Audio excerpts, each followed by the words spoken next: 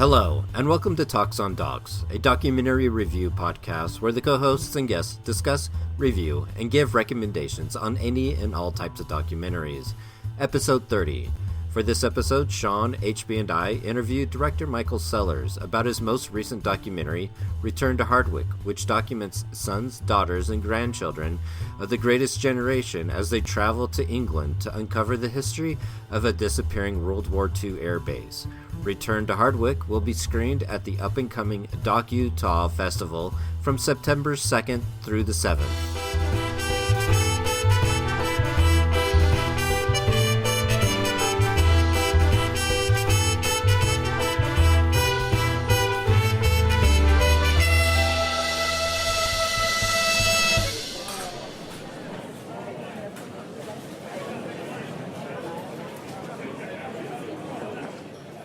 Hello, and welcome to Talks on Docs. We're your co-hosts. I'm Sturdy. I'm HB.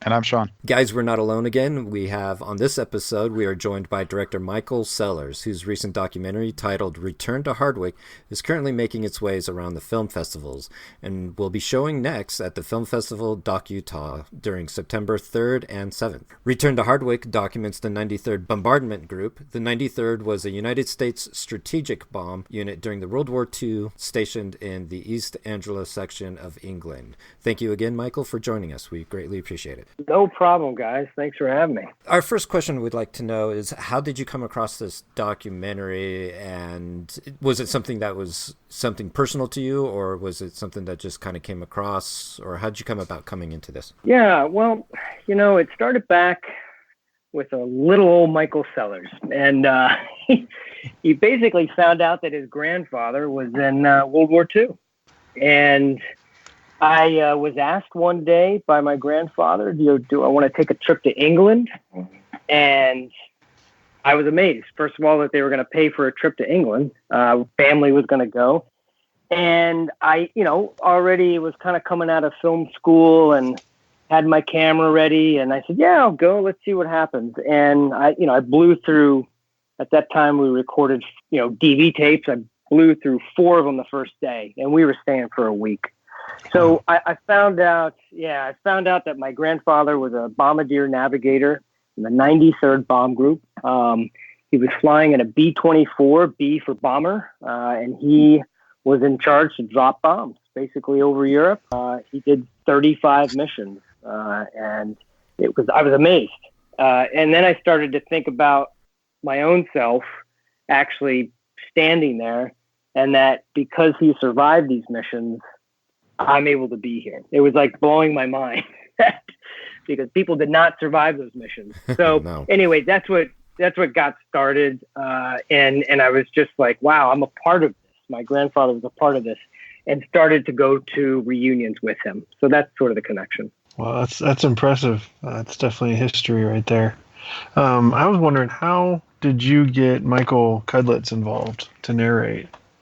That's a good question. Michael got involved because the way the industry works, it's who you know. One of those Yes. things where, somebody in the group, and I'm sure we're going to get to this of, how the project got started within the group and all that. But somebody in the 93rd Bomb Group, which we have annual reunions, came up with the idea to maybe approach him. There was a friend of a friend that he knew that was working with Michael, and it was feasible to possibly get a hold of him. I had said once the project started that it would be nice to get some sort of name talent attached to it. It might give a project a little more oomph out there. You can think of your Tom Hanks, your Gary Sinise, and you can go on and on. And I said, well, maybe this could be ours. Maybe we could have Michael and do this. So yeah, I gave him a call. I had his number through the friend of a friend. He picked up. I gave him a little bit about the project, and he said, no problem, right Awesome. away. Nice. Yeah, there was no issues really at all. He just said, let me know what you want to do. He's like, I'm in New York soon. Maybe we can do. And I had this idea of doing an introduction, like he would introduce the film. I believe the Peter Jackson, They Shall Not Grow Old, if you've seen that recently, Peter does an introduction in there. And I thought that was great because I always thought, like, man, do I want him up front or do I just want him narrating? And I just kept Michael up front. It was something people within the group liked. My mom liked seeing him up front, so I finally just kept him in. When I went to see Peter's film, I was like, yes, he's up top. So he does a nice little introduction on that too. Yeah, that was great. I've always been a fan of Band of Brothers is one of my favorites. I actually watched a lot of that when I was in Kuwait. So it was great to see him on there. That was actually the first thing my wife asked is how did they get Michael Cudlitz? That's awesome. Yeah. It was my first question too. It was all of ours. Yeah. I'll tell you what, to be honest with you, he is the nicest guy. He's doing a lot of stuff for free. I did have to go through SAG. I did have to talk to SAG, and I had to go under my own company and go through all the paperwork. But, he's kind of just throwing it right back at us and saying, listen, I'm doing this for the good. I've done some other projects like this. It's just something that I like to do. I can give you a little quick funny story. It's very recently happened, and I'll just tell you real quick, but we were at the National Museum of the Mighty 8th Air Force, which is in Savannah, Georgia. And I've got a couple clips online on our YouTube that you can watch. And he was there. He wanted to be there, and I was there. So both of us kind of got up on stage and sort of started talking about the film, sort of introducing the film before we hit play. And he admitted that he thought that this was, he didn't know exactly what he was getting into, but he knew that he was just being nice and wanted to be a part of something that was good. He said on stage that he thought it was a home movie.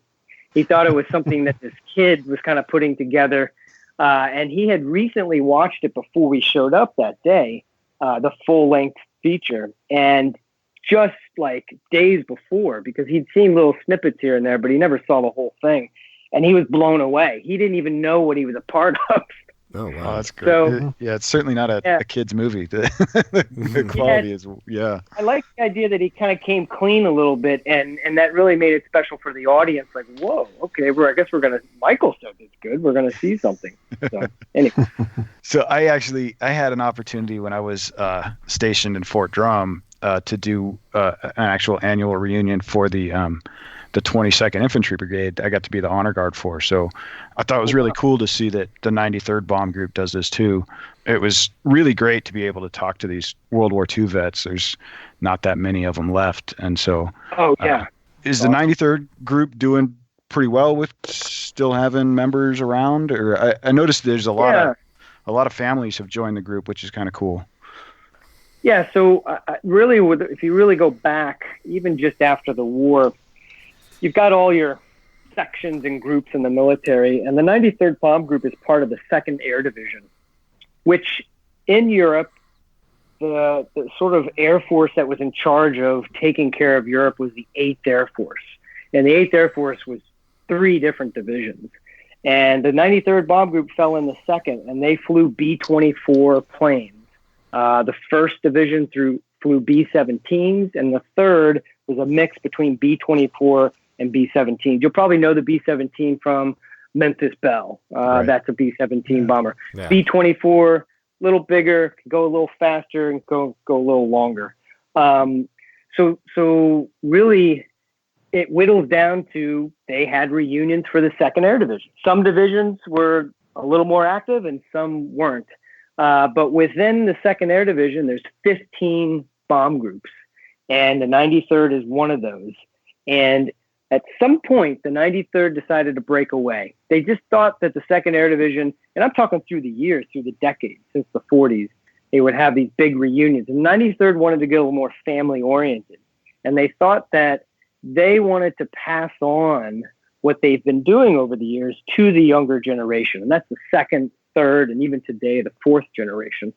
So that's what's been happening since 2001. The 93rd kind of broke away and said, all right, we're not going to do these big reunions anymore. We're going to gather our people up and have these smaller reunions. And I mean smaller by, in the beginning, there was probably 120 people, maybe 150 at best. And now we're coming down to maybe 60 people that attend. And yes, they are mainly family members of veterans.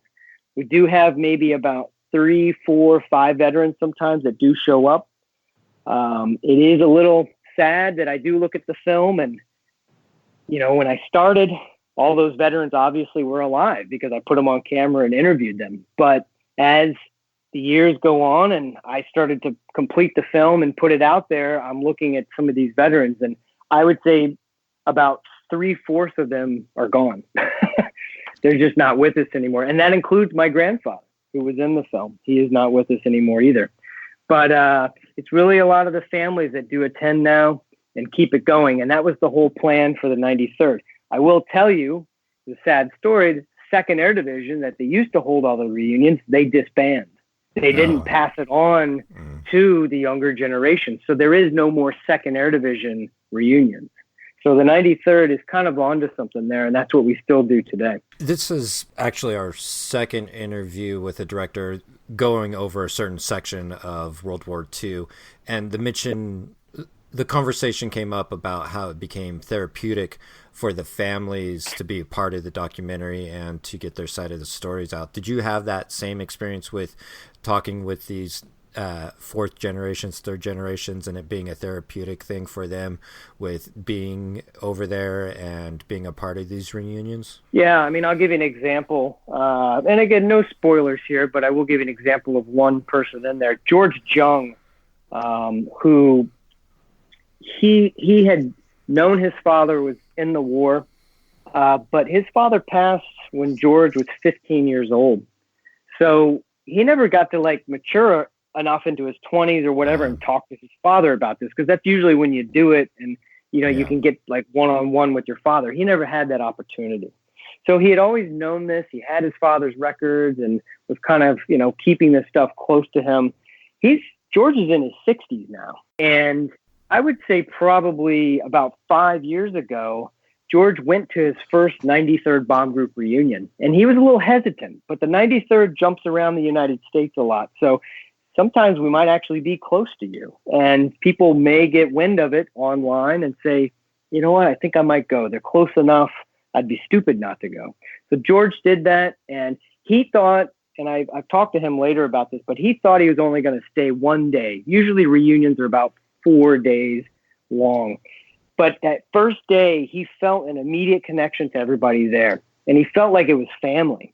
So he kind of hung on, and he found out that this trip that is featured in the film to Hardwick, to the 93rd Air Base, was coming up. And he signed up immediately. And I do have him in the film talking and basically saying he felt like he was connecting with his father. He was actually on the place that his father fought and flew out of and, survived. He basically made it back home. So that connection was very therapeutic for him in a way that he's going to go back again. And it's an energy from that place. And I know George felt that. Yeah, I think that's the part of the documentary where my wife started bawling. She was watching it with me. And she just really, because her grandfather was in World War II. He was he was a Marine on the Pacific side. So she had that connection and stories. And we have a lot of old World War II photos that he took and actually should probably be should be in a museum. To kind of go off of that, you guys have that one photo of the crash site. Was that in a museum or was that something that somebody had? Okay, so one of the stories where his uncle crashed on Hardwick, is that what you're talking about? Yeah, there's one photo that survived, or the only known photo of the crash site. Right. Do you remember if that was a museum piece or if that was something that somebody had? So it's a funny story. So in the beginning, it was kind of like our historian. We have sort of an in-resident historian. In fact, you see him in the film, Don Morrison. He's not a professional historian, and has degrees here and there, but he is an enthusiast, and he has started collecting over the years photos and films of the 93rd. He had that photo in his archive, but a lot of what the film is about, when you really put something like this together and you're going to go commercial, you kind of have to actually find and see if there's a real owner to these photos, because if you don't, then you could get in trouble down the line, obviously. That photo I did investigate and found out that I believe is the Imperial War Museum in England had it. And it was under an album there, sort of a collection, I guess you could say. And I had to kind of go back and find them that they owned it. And some of these photos too are free and some of them are not. I have been to the National Archives here in the U.S. and if there was a Life magazine photographer out on the airfield during the war taking pictures and you look that up online, you will probably have to get charged for it. However, there are some photos which I've been lucky enough to find. We do have a photo by Polecat is one of the planes. In fact, I don't know if you remember, but these guys were sort of standing and praying before they were taking off. That that photo is free. I called the National Archives and they said, you can have this one. So the crash one was one where I don't believe I had to pay for it, but I did find the actual source and we will give them credit. So that's all they asked. But yeah, that was literally the only photo of that. There was a lot of crashes on Hardwick, and some people said, "Oh yeah, that's the Marks crash," and you can go online and find. And people are labeling the photos wrong. They're just historian basically says, "No, that's the crash of this one and that one. This is the only photo for the Marks photo." Yeah, that was definitely one of the things that caught me was the old footage in there. I mean, there's a standard FDR stuff we've seen him giving his big speech, and but some of the bombing runs, that footage from Poland, I had never seen. That was the couple, I would say, the guy and the girl walking down the street. That was scary, just powerful. So I was kind of curious, same thing. I mean, where you got that, but you kind of answered that. So, but yeah, that was definitely something I really liked. I could add that because photos tend to be a little different with the film part. There is a great website, and I'm not plugging them, but they did help out a lot as far as finishing some of my history bits in there. But criticalpast.com, you can search the year that you're interested in, and all the videos and photos will come up. They have transferred a lot of film to video, or they've taken films or videos and clean them up. That's one way why these guys can actually charge for this stuff, is that they say that they up-res it, they offer HD or standard def. So I went to there for a lot of stuff. If our historian Don didn't have it, I'd have to go to other sources, and that a lot of that footage was paid for to be able to grab that stuff. But some of the Hardwick stuff, believe it or not, there were photographers on the base that Don knew later in life, as Don got interested and these veterans were going around these reunions, and they just handed him tapes, and they were, films copied over. So some of the earlier stuff in the film, when you see the base or you see the guys on the base, I have a little section where people are jumping in a fire pond, throwing somebody in a fire pond. They're standing next to some planes. So that's all like original footage that people shot on actual Hardwick airfield, and we just happen to have that.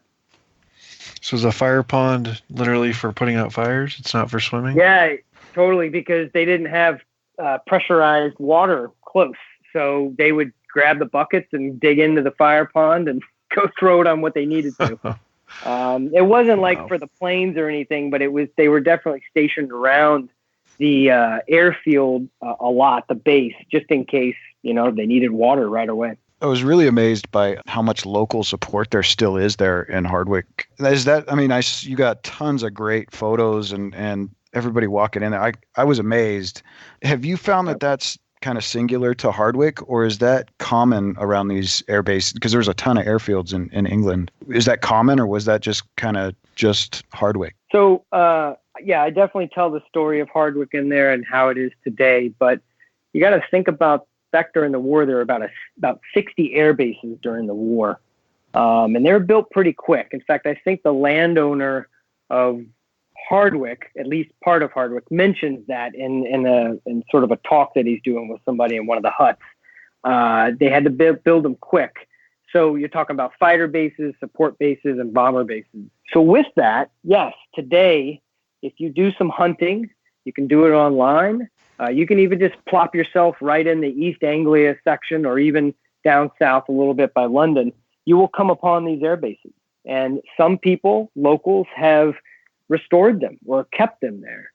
And maybe it's a hut, maybe it's a few buildings, original buildings, and either landowners at today have let them basically keep museums sort of maybe artifact buildings or something like that. And Hardwick is one of them. You know, they have a few huts there that the landowner who bought that land after the war, like everybody was doing, they basically had a war, built the bases, the war was over, and the farmers came back. And they kind of bought up the land and started farming. That's what they started doing. So, yes, you can go around.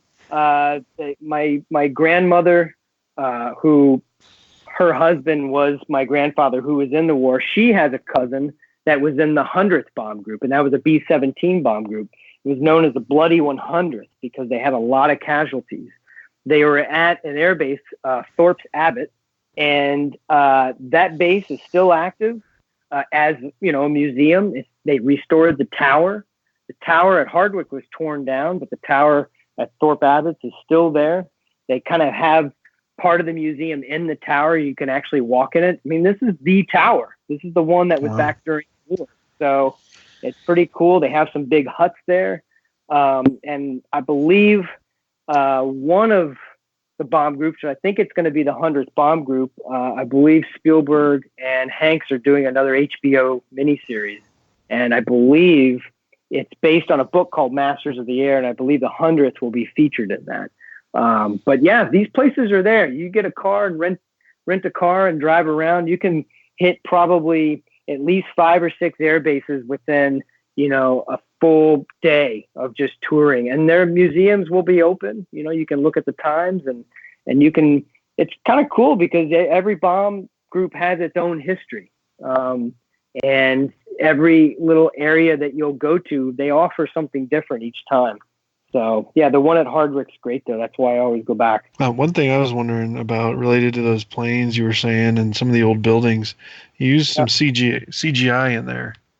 Yeah. And I was kind of wondering how you decided to do that, and how'd you do that? Did you do that yourself, or you had somebody you were able to hire? I'm glad you asked that question. That's a really good question. I like when we get a little techie.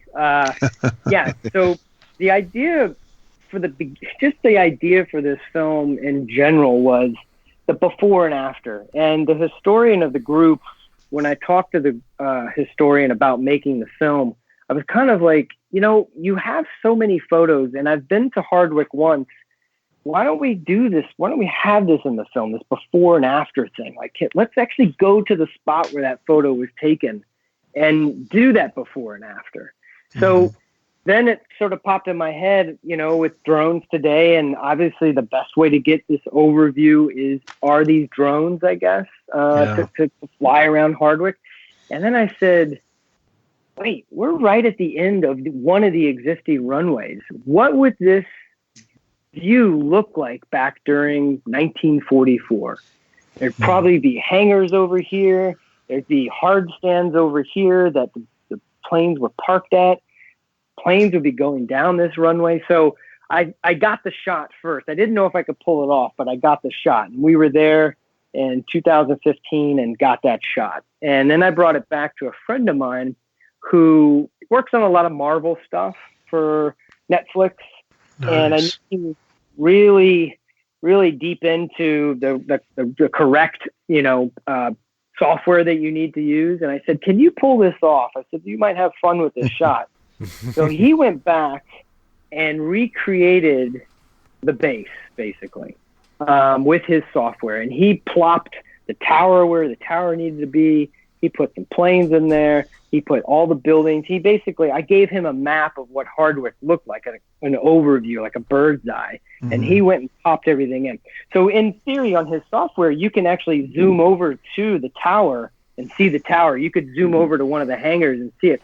But my part was he had to put the camera back where my drone was. And he mimicked and tracked the exact drone shot, basically. And any weaves left and right, the tracking matched that. So at some point, we dissolved to what 1944 would look like. And that was that shot. And he did it somewhere halfway in the drone shot. So, yeah, I think it's a great shot. Yeah, those are awesome. Those are some of the things that really just bring it home. Like, okay, there it is now. And then, holy cow, that's the way it was then. It's right there. It really is, you know, just as you're describing, and the pictures are showing you. Yeah, and again, it's accurate to where, that angle at least, it's accurate to where those buildings were. And the actual other two runways come back in. If you do watch it again, we've only got one runway left at Hardwick, but the two other runways come back in, and the perimeter track actually comes back in as well. So it's kind of cool, to see that perspective. Definitely. Yeah, it's a great shot. It's real powerful for sure. I'm glad you brought that up, HB. That's a great question. It was one that was one of the things I really enjoyed as well, too. So there's some footage of being actually in the bomber. Did you get the chance to be in the bombers in flight, or were the cameras just set up and you had to retrieve them afterwards? No, I actually shot all those shots up in the front of the film, sort of the opening of the film with the narration. And what was inspiring for that was we actually had a veteran, and I think I say it in the titles up front there, where he went back 30 years after the war and sort of walked around Hardwick. So I kind of took that article was in the newsletter for the 93rd back then. So I sort of took it, cut it down a little bit, and plopped it over these shots, of where you're inside a B-24. Yeah. And all those shots, even though the sound was there, the plane was basically parked on the ground. But I was able to be in there and actually, shoot where he worked. He worked at the radio station there, right there in that seat where the radio is. That was his spot. So I knew that I needed to get in there. There's a great company called the Collins Foundation, which tour with B-24, a B-17, B-25, and a P-51 fighter. They actually, once spring starts, they will tour from state to state, city to city, with these planes from the war. And I've seen them once up, younger, when they did it. And then I was like, you know what? As I'm reading this article, I have got to get into their B-24 and do this, because most of it is sort of inside that plane. So I found out where they were going to be, and I went and met them, and they said, no problem, come on out. Shot the inside. They were actually going to another city, so I booked a hotel, and they were going to go to Savannah, Georgia, from South Carolina, Columbia to Savannah, Georgia. I jumped in and took a ride. Basically, I did get some of the shots out the window, but everything you sort of see before and after that, it was parked on the ground and just got the shots that way. That's cool. I know a B-17 flies in we've got air races in the fall here. And there's some P-51s and a B-17 flies in. It's breathtaking seeing those things fly still. Oh yeah. Great. And there's only two B-24s that are flying today. One down in Dallas at the Commemorative Air Force Museum down there.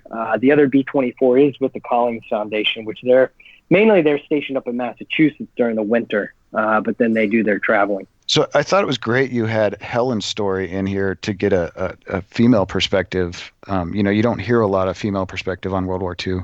Was it hard getting that story in here, or was it just kind of luck that you happened upon it? I got to tell you, when I first started the documentary, I knew that we had veterans going to the reunions, and I'm sure there's other bomb group reunions where there's another kid that grabs his camera and says, hey, can I interview you? So that's the way this documentary started. And then a few years went by, and I had one idea for a project and then another. And then I was like, I think we need to make a bigger documentary here. The historian got involved. So I got to tell you, from the beginning, I really had no idea what the film was going to be. I just knew I had these great interviews of these veterans. But then this trip to Hardwick came up, and I had been obviously to Hardwick before with my grandfather, but this time I was going to go by myself, and I was going to go with another group of people. And I said, we've got to document this. We've got to document this next generation going. So with that, I started meeting the people actually on the tour at Hardwick. I never knew them beforehand. I did know George, who I knew him from that one reunion that I mentioned before. I didn't know Gail, who is the daughter of Helen that you're talking about. And I did know John Marks because he is the vice president of the group. But I never got into his story really big. So on the trip, I started figuring out on scene who is going to be in this documentary. I mean, you have to have a focus. Otherwise, it's just going to be some sort of travel log, and that can be boring. So I got to know Gail.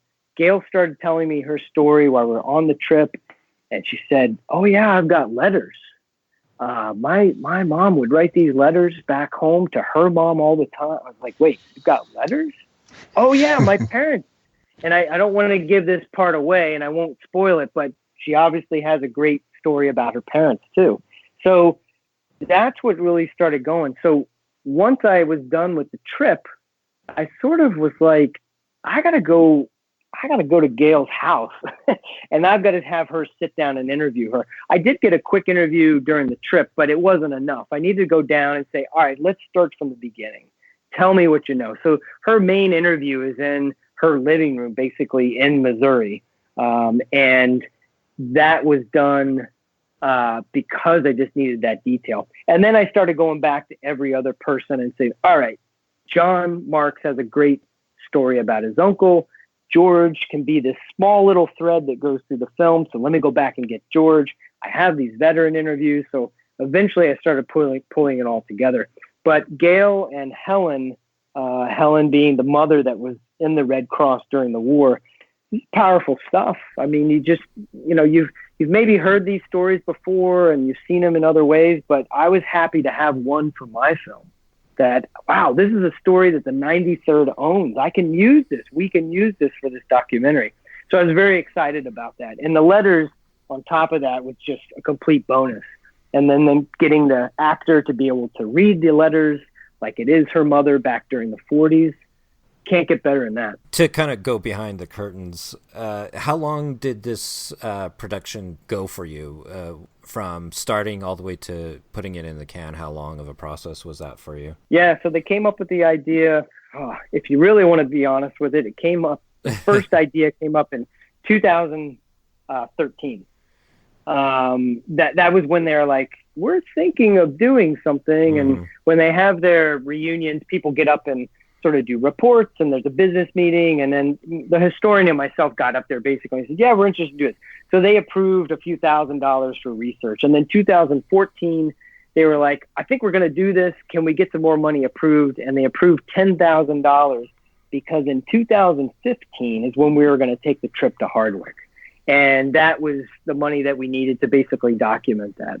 So 15 into 16, I put the opening that you saw in that B-24. It was about 7 minutes originally, the original cut. And people saw it at the next reunion, and they just started handing money over. All the members were like, let's do this. Let's make this thing. So I would say for the next 3 years after that, I was editing. And fast forward to the top of this year, is when I started really locking the cut in. The original cut used to be 93 minutes long, believe it or not, 93. But I knew that I had to cut it down, and it's currently 73 minutes. It happens. It's natural. You get a lot of stuff, and you're just sort of figuring out your story. But I am finding that the shorter length for the feature, people like to hear that. They can program it. They can have you talk at a presentation. They can play the film, and you can do a Q&A afterwards. I'm finding out that the 73-minute mark and around there is very good for people to be able to show this thing. So yeah, that's a little bit of the timeline. So yeah, I mean, that time frame doesn't seem too off from a lot that we've seen before. But I was kind of wondering, and if it's too inside baseball for the doc, let me know. But did you find anything else more about Colonel Ted Timberlake and his story? And I thought I caught a snippet of them talking about him during one of the big low bomb run. He was kind of interesting to me. Yeah, Ted Timberlake. And when you talk about the group and sort of the chronology of the 93rd bomb group, and again, every bomb group is going to have their chronology. The 93rd is the oldest B-24 group that was in there during the war. So they were over there in 42. And Ted Timberlake was was a part of that from the beginning. And he knew that he was going to go over and run this bomb group. So a lot of the early people that went over, they were connected to Ted Timberlake big time. Like, he was their man. And even back then, early on in the war, all the crews basically had their plane. And that's where kind of the naming of the planes came up. Like, this is our plane. We fly this plane. This is what we named our plane. Some of the planes were named after the pilot. There was maybe some funny story within the crew that, the plane got named. So, but during that time, Ted ran the whole show, and he did for a while.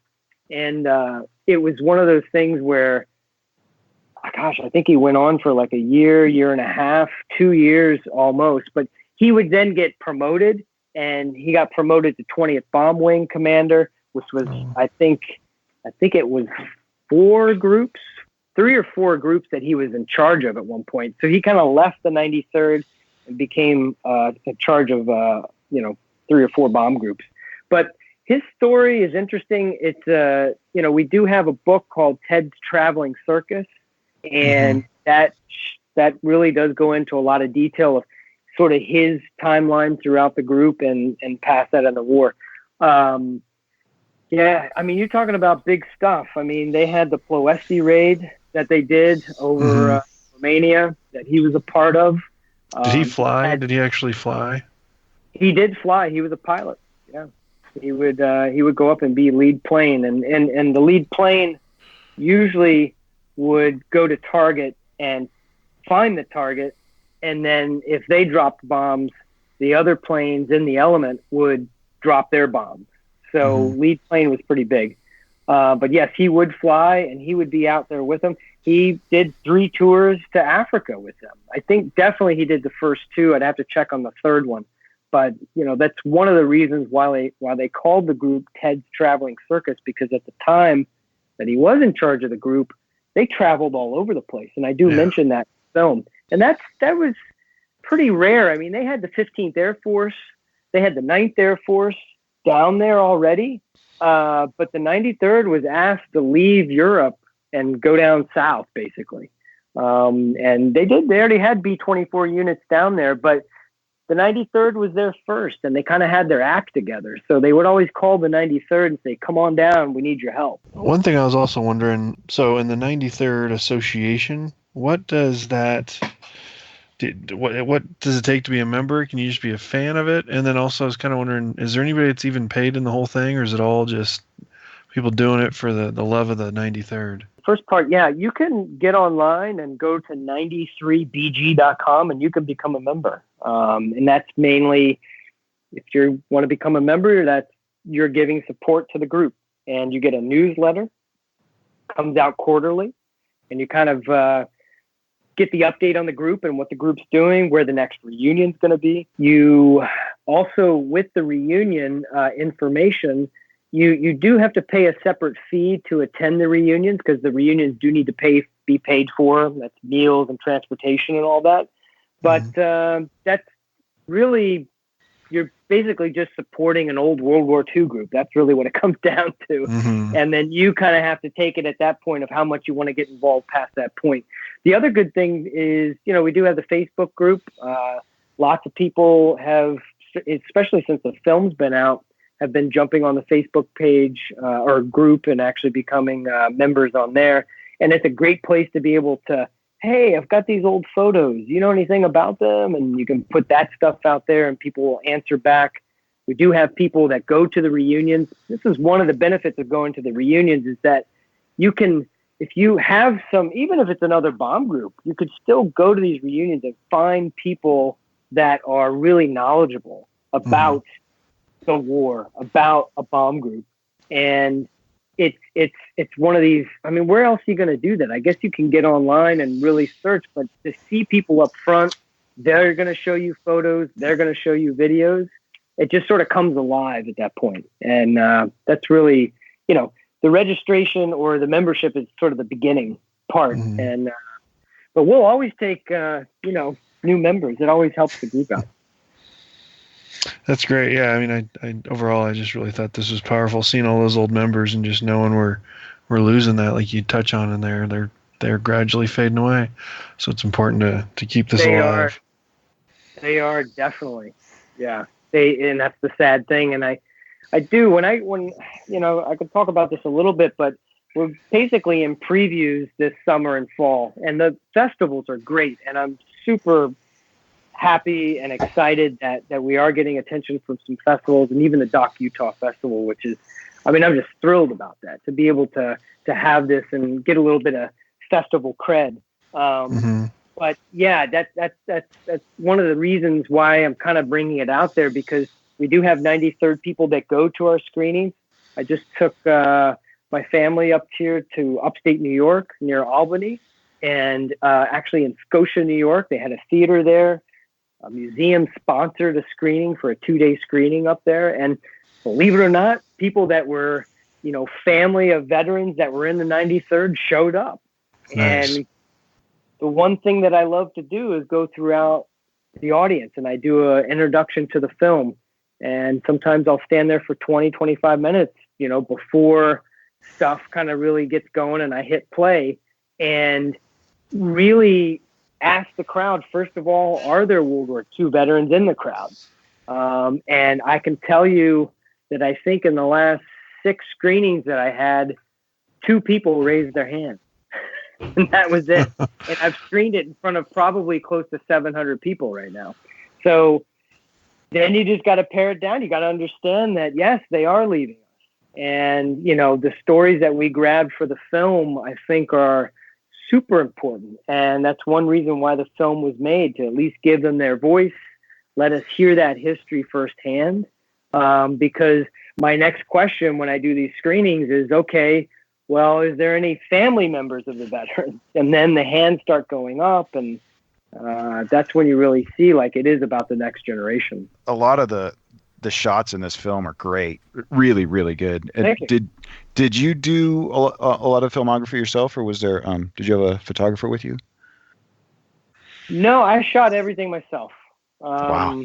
It was just, I say that, but it was over a length of time. But yeah, everything from the beginning to the trip to Hardwick, Cudlitz and his introduction, we shot that at a museum out here called the American Air Power Museum in Long Island.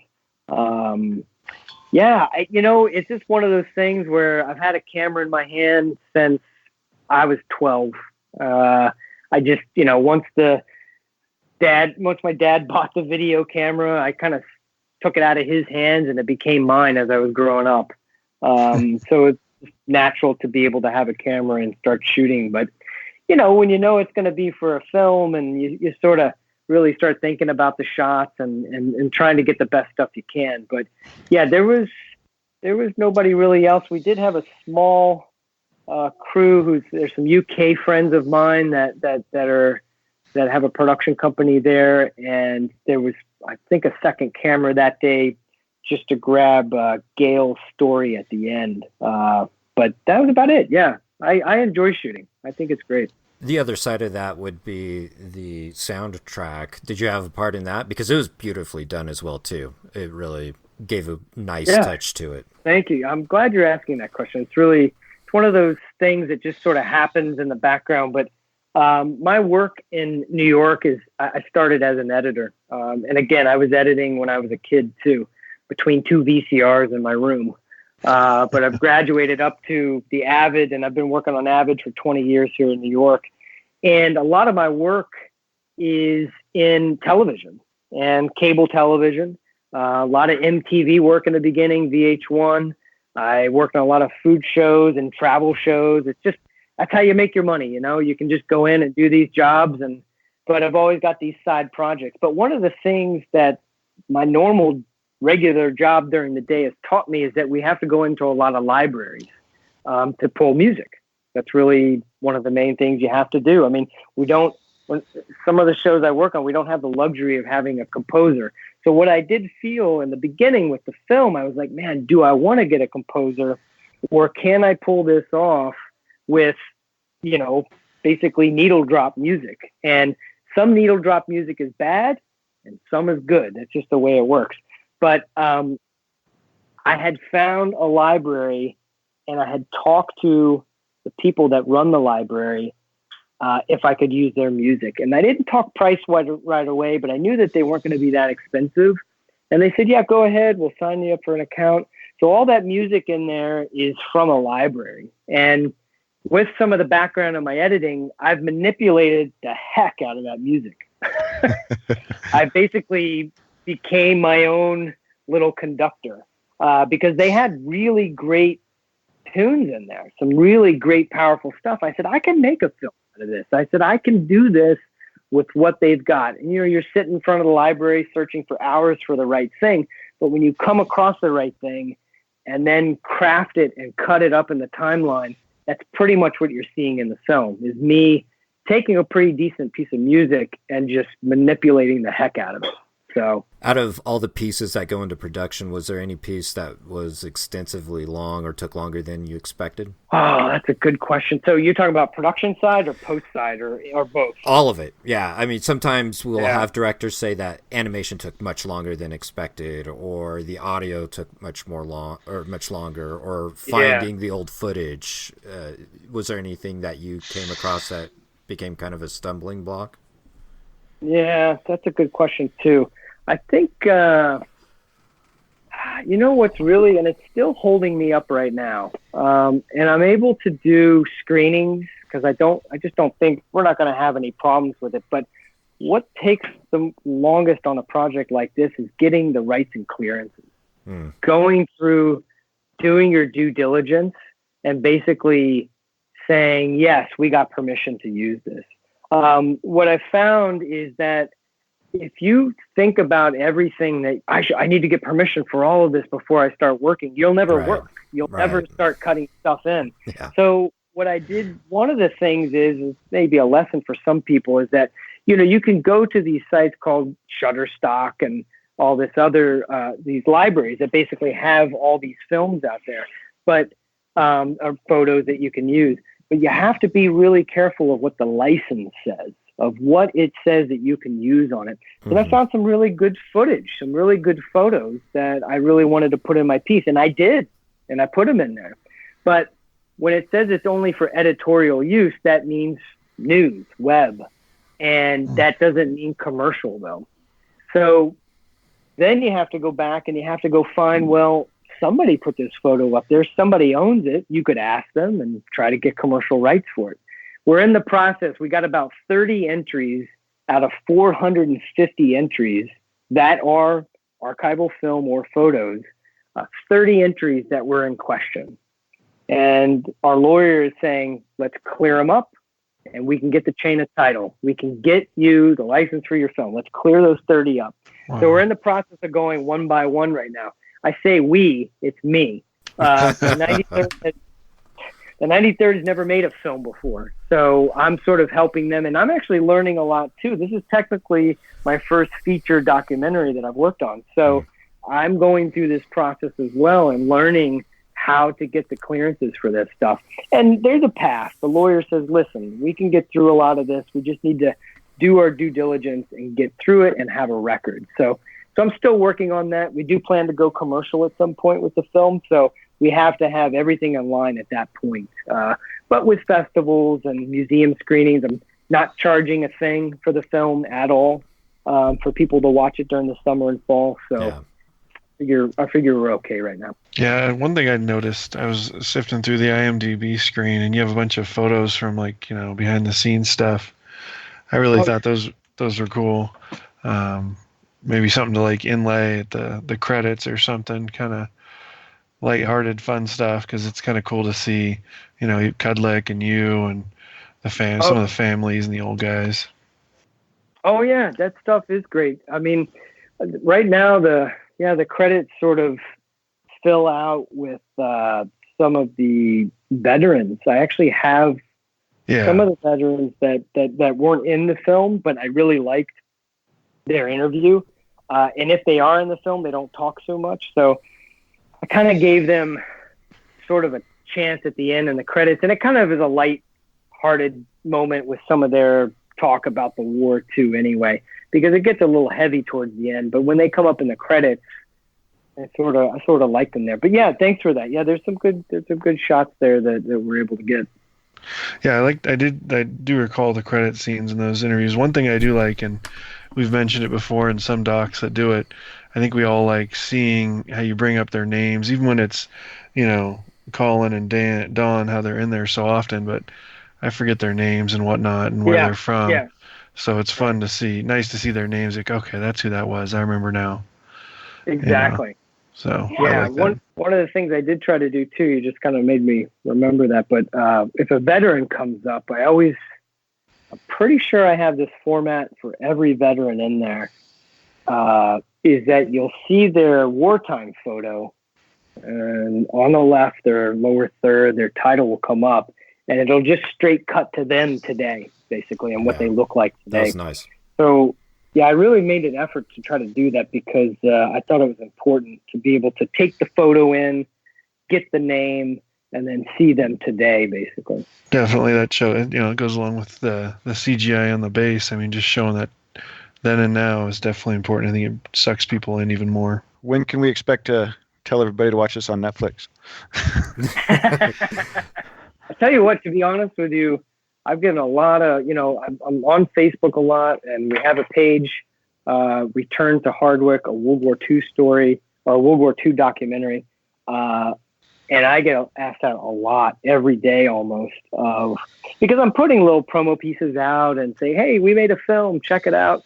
I believe yesterday was August 1st, if I'm correct, and that was the anniversary of the Ploesti raid. August 1st, 1943 is when that raid happened. So I put some stuff out about that. Nice. I got so many hits off of that, and put a little snippet from that scene in the film. So, but then I'd get the question back. Most people are like, I'm trying to find this film on Amazon. I don't see it. Right. I'm like, it's not there yet. We're trying to work on it and get it out there. But I think that's all part of it, is that, you do this big tease. You sort of get it out there, and I'm doing what I can with these screenings. I think I'm really enjoying going to a lot of the screenings. I've been everywhere from England at the start. I went back to Norwich, the town there, and showed it there back in June. I went to Savannah, Georgia at the Mighty 8th Air Force Museum. Went to a film festival in Georgia. I just got back from upstate New York. I was in Minneapolis showing at a museum there. So I'm getting it around, and I'm able to kind of report back on Facebook like it's out there. It's out there. That's really good. So, I find that people are driving hours sometimes from another state to come in and watch it. So I don't know, that creates good buzz, I think, and maybe that'll be better down the line once it is out on Netflix or on a Blu-ray that you can watch. Before we get into any spoiler areas, I think we'll go ahead and conclude the interview now, Michael. But thank you so much. But before we let you go, where can our listeners find you in the way of social media and websites? Social media, I really am trying to stick to Return to Hardwick, a World War II documentary. That's really where you can find it. And I believe it's Hardwick Doc, basically, on Facebook also, if you search that. The other main place that you can go to is hardwickfilm.com, which that's the website. If you go right to the homepage, you can see where we're screening. We have festivals listed in there. Some are not even listed yet, but once I get it okay from the festivals, I start putting stuff up. And museum screenings, we're adding those all the time. Like I said, I'm getting people from the West Coast saying, hey, we feel left out, so we're trying to work some screenings over there. But those are the two best places. Thanks, Mike. We greatly appreciate that. Sure, no problem.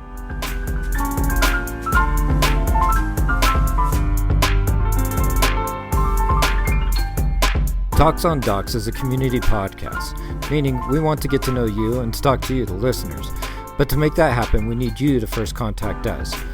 Please feel free to email us at talksondocs@gmail.com. Or if you prefer, contact us on Facebook at Talks on Docs or on Twitter at Talks on Docs.